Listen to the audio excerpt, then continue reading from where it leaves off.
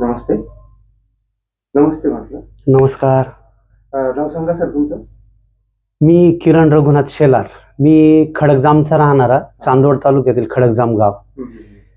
Sir मी मला म्हणजे काय त्रास होता सर तुम्हाला? मला सर सायटिकाचा त्रास होता. कंबर आणि पाय पेन करायचा. हो हो, पाय पाय पूर्ण म्हणजे कुल्ल्यातून जी नस जाते ती पूर्ण दाबलेली होती आणि कळ लागायची. 5 मिनिटं जर उभं राहिलं तर ती सरकल्यामुळे तो दाब आला त्या शिरावर. हो कमजोर झाली. हो, बरोबर बरोबर. हे डॉक्टरांनी पण तेच सांगितलं होतं, इथं तुम्ही पण तेच सांगितलं. आणि सर ती जे पूर्ण पायाला जी कळ लागायची. आपण तुमची तपासणी केली, कसं वाटलं सर तुम्हाला? सर तपासणीचं जर म्हणायला गेलं ना तर मी म्हणजे कुठल्याही प्रकारचा MRI एक्सरे वगैरे काहीच केला नव्हता. पण नॉर्मल डॉक्टरने सांगितलं बहुधा तुम्हाला सायटिकाचा त्रास असेल म्हणे, तुम्ही चांगल्या डॉक्टरकडे जा. पण मी युट्यूबला बघितलं, काही मित्रांनी सांगितलं की तुम्ही चोंडीला दत्त आश्रमात जा म्हणे, पानगावाने डॉक्टर आहे, ते 100% क्लिअर करतील म्हणे. मग मी इकडं आलो.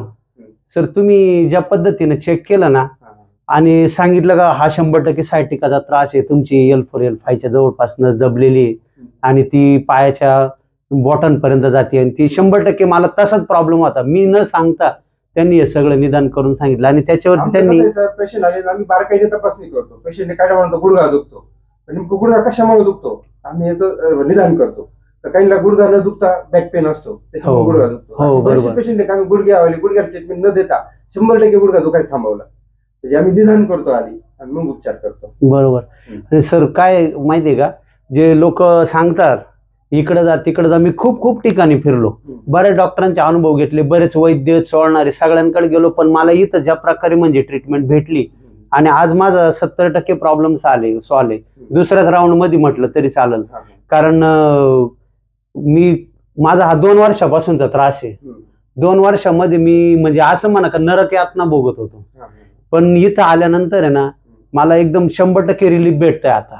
आणि सर माझा जरा दुसऱ्या लोकांचे अनुभव सांगायचे झाले ना, माझ्या गावामध्ये एका मुलाचा ऍक्सिडेंट झाला होता, तर त्याचं हो हो हो तेच सांगतो मी. ते त्याचं मज्जारज्जूचा प्रॉब्लेम सांगितला, मणक्याचं ऑपरेशन केलं, डॉक्टरांनी सांगितलं 100% क्लिअर होईल म्हणे. पण आज जवळजवळ 8 ते 10 वर्ष होऊन गेले. तो मुलगा अजूनही पण व्हीलचेअर वरतीच आहे, त्याला स्वतःच्या पायावरती चालता येत नाही.